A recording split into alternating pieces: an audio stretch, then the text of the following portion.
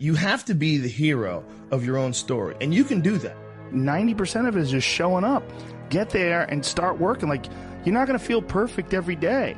It's got to be those days you push through, and they're probably going to be more numerous than the days you don't. And so the benefit of discipline in my eyes has always been that through discipline, I get things done.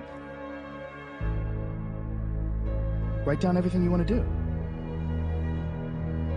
This is what I want you to do. Write down what you would like to fix about your life. And then just, if you're 30 pounds overweight, you want to lose 30 pounds? Do it the right way. Go start eating vegetables, monitor your calories, write down what you eat, exercise every day, force yourself to do it. The brain is the general, the troops of the body, and you get up and you do it. And then you get to write it down. Our bodies, for whatever reason, most people, their associations are to avoid anything that's uncomfortable. It's so illogical, because when you look at comfort and you look at success and progress and the feelings of accomplishment and of getting past certain hurdles in terms of like how you feel about life, a lot of those are connected to discomfort. Like, discomfort is your friend. It really is. One of the big problems is sitting down and doing the work.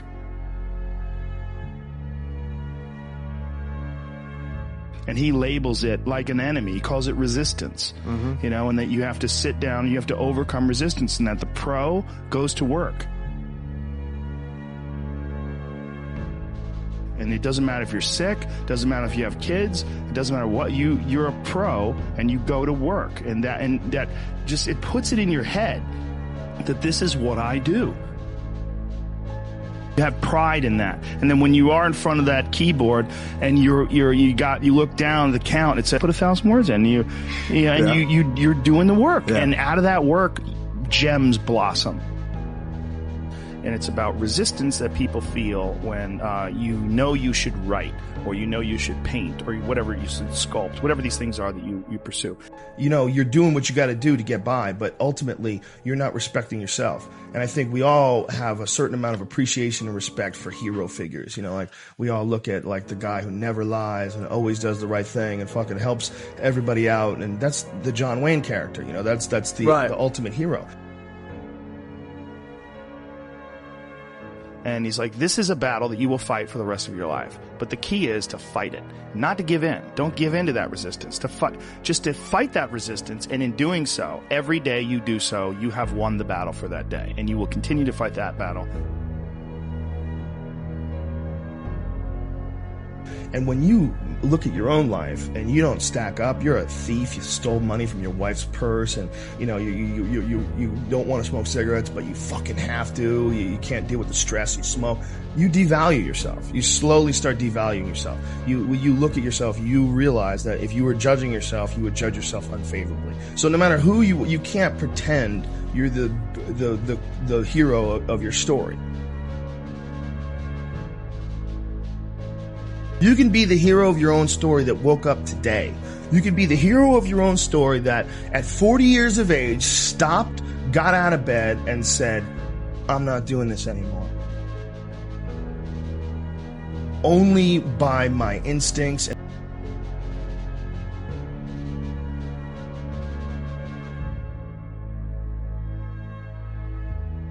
I decide that this is me. And people have to realize that you are not your past.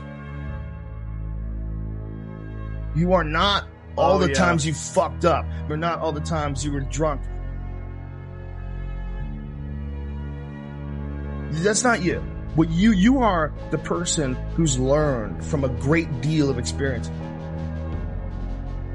When you're alone with your thoughts, you get an idea of what your thoughts actually are.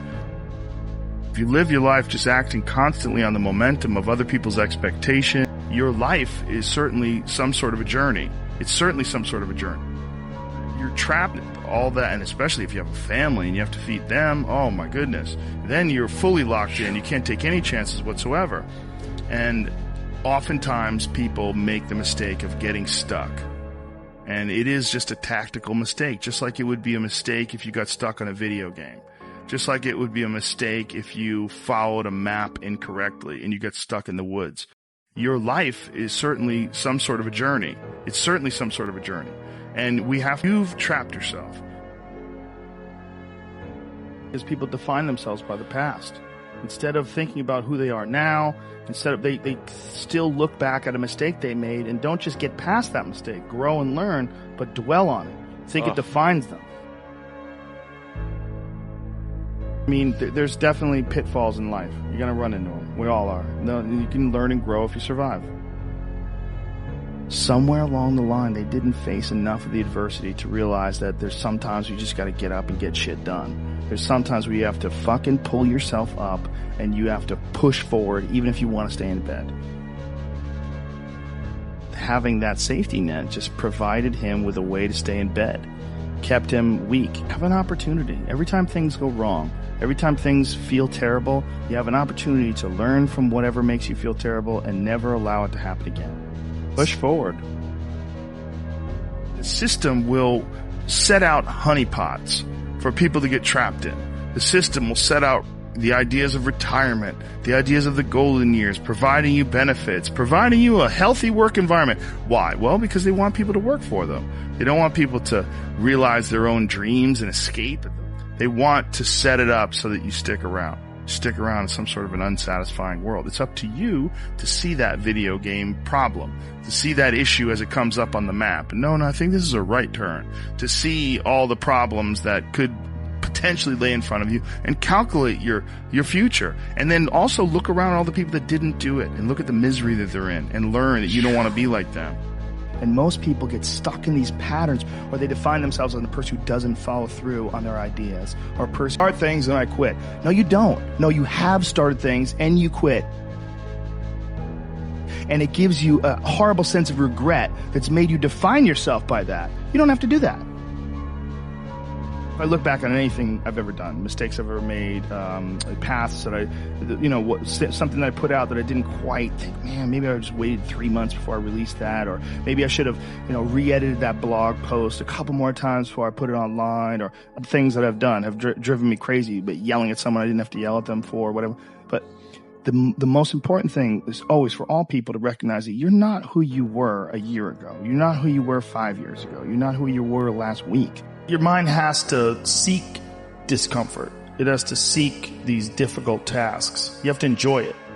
And you have to figure out a way to make your mind enjoy those things. And some people it comes easy and some people it doesn't. Some people it takes a long time. I always tell people the best thing you could ever do is force yourself to a schedule. Just write it down. Like today I have to do an hour on the treadmill. I have to do an hour, no matter what. Even if you're walking on it, you're doing an hour on a treadmill. The next time you're going to do it, you did an hour and this is the amount of miles you got in. Next time you're going to, add 3 miles. Put an extra 3 miles in that 1 hour. And just keep doing things like that. Write down, today I'm going to do 100 push-ups, and I'm going to do 100 sit-ups, and I'm going to do 100 chin-ups. That's today. And then force yourself. Force yourself to adhere to a schedule. Make a Monday, Wednesday, Friday workout schedule. Give yourself some time off, Like don't even crush yourself to the point where you can't do it. Make it so that you really appreciate those Tuesdays and Thursdays. But on Monday, Wednesday, and Friday, you're going to get after it. And this is what you're going to do. Most people just try to go work out. And you're kind of aimless, and you show up, and you pick up the jump rope, and you jump a little rope. Maybe you hit the heavy bag a little bit. Maybe you do some curls. But you don't really have an aim. That's why people like to hire trainers, because a trainer will tell you what to do. Well, you can tell yourself what to do. If you don't have money for a trainer, you don't even have to have equipment. With bodyweight squats, sit-ups, chin-ups, push-ups, you could give yourself a brutal full bodyweight workout. And you could find these for free on YouTube. There's a ton of them. There's a ton of these bodyweight workouts you could do. Just force yourself. Write it down. Monday, Wednesday, and Friday, I'm going to do 100 push-ups. I'm going to do 100 chin-ups. I'm going to do 100 sit-ups. Even if it takes me off a day. Even if I have to do 10 and 10 and 10 and keep going all day, just that's what you do. Do 10 push-ups, take a break for 20 minutes, do another 10. But get those 100 in. I don't believe in half-assing things. This life is short. If you get into something, get into it. And if you're not into it, don't be into it. And I think that insanity and greatness are next door neighbors, and they borrow each other's sugar. That's my, that's what I've always said. There's something about mastery, like true mastery, that requires you to shut off massive areas of your life. There's a lot of people that are scared of their ability to do something that's difficult. I don't know if I could force myself to be disciplined. I don't know if I could force myself to take that kind of action. Well, if you do force yourself to take that kind of action, you don't have that question anymore. That question, I don't know if I can do it. Well, you're doing it. So you obviously do it. Can you do it tomorrow? Well, you did it today. Or can you do it tomorrow? Just do it. You get so much more benefit out of a struggle that you choose to embark in versus a struggle that life throws upon you. Get out there and go and do something. Just go. And then in the middle of doing it, it'll become easy. Even if it's not easy, even if it's hard, it's easier than not doing it and wishing that you had done it.